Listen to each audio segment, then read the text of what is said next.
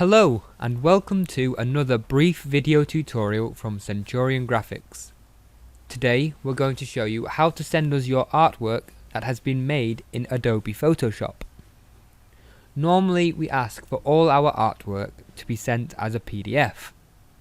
However, if you have drawn your artwork in Photoshop, we would prefer you to send us the native Photoshop PSD file that has had all text converted into shapes. Photoshop is a pixel-based program and, as the name suggests, it is used for editing photos. It is not the ideal program to use for creating vector artwork. Adobe Illustrator is the ideal program for this, but we understand that not everyone has it, or some people just have more experience using Photoshop. By default, Adobe Photoshop will always save files as a bitmap or raster, apart from when saved as a native Photoshop file.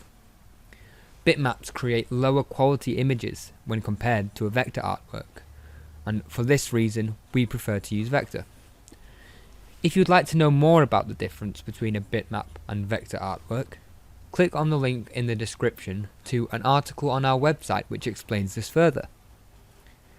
This process we are about to show you will also ensure that the text on your artwork will reproduce correctly, even if we don't have the exact same font that you used to create it.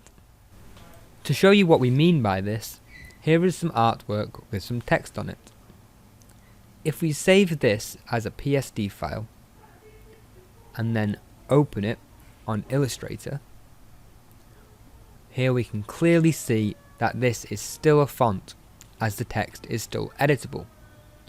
If we didn't have this exact font, it would show up as a different font, which would obviously change how your artwork looks. So, to stop this from happening, before we save the Photoshop file, right-click the text layer and press Convert to Shapes. Now we need to save the file. It is important to make sure that this is saved as a copy, so that you have a version of the file where the text has not been converted to shapes, just in case you need to edit the text in the future. So to do this, just click the Save as a Copy button here. Now, when we open this file in Illustrator, you can clearly see that the text has been converted into vector artwork. This means that we don't need to have the font installed on our device to see the correct artwork. You can also see that the boxes we drew in Photoshop using the rectangle tool are still vectors, which ensures that you will have the best quality print possible. So hopefully this has helped you learn how to send us your Photoshop files at the highest quality possible. If you still have any other questions about how to do this, please feel free to get in touch with us using any of the methods on our Contact Us page. Also, why not take a look at our other helpful artwork tutorials on YouTube or on our website.